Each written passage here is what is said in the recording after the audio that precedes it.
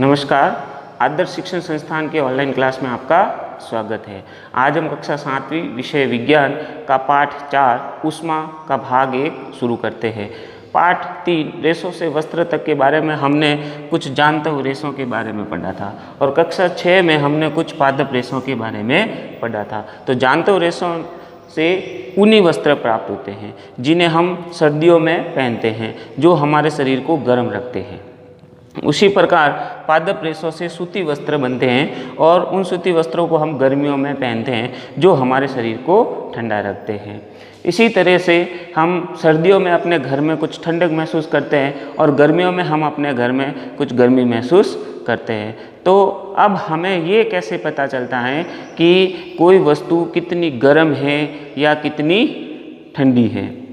तो इसी का अनुमान लगाने या इसी का पता लगाने के लिए आज हम अपने पाठ 4 ऊष्मा का भाग 1 में गर्म तथा ठंडे के बारे में पढ़ेंगे, जिसमें हम देखेंगे कि किसी वस्तु को हम कैसे ज्ञात कर सकते हैं कि कोई वस्तु कितनी गर्म और कितनी ठंडी होती है।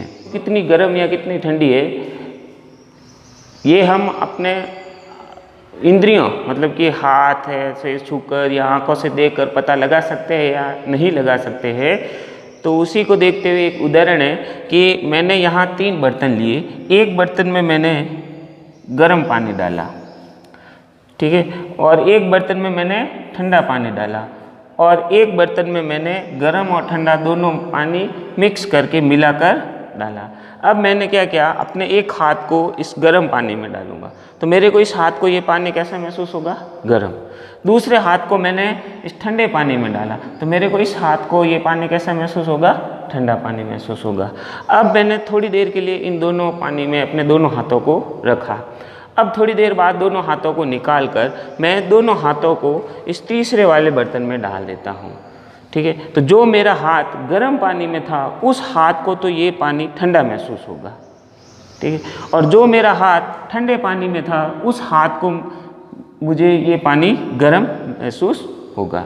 इसका मतलब क्या हुआ कि अब मैं इस बर्तन में जो गर्म और ठंडा पानी मिक्स है उसका पूर्ण रूप से अनुमान नहीं लगा सकता कि ये पानी कितना गर्म है या कितना ठंडा है, ठीक है। क्यों? क्योंकि मेरा जो हाथ गर्म पानी में था उसको तो ये पानी ठंडा महसूस हो रहा है और जो मेरा हाथ ठंडे पानी में था उसको ये पानी गर्म महसूस हो रहा है। तो इसका मतलब ये हुआ कि हम अपनी इंद्रिय मतलब कि किसी वस्तु को छूकर या देखकर ये नहीं अनुमान लगा सकते कि वह वस्तु कितनी गर्म या कितनी ठंडी है, ठीक है।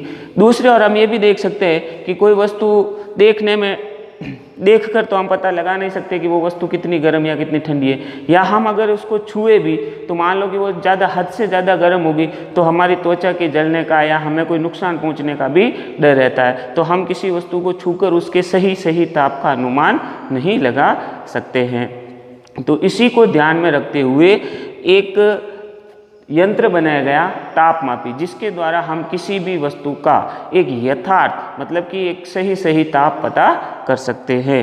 तो तापमापी जिसके द्वारा हम किसी वस्तु के ताप का सही मान लगा सकते हैं।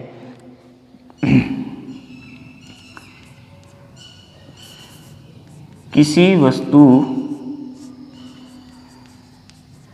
के ताप मापन के यंत्र को तापमापी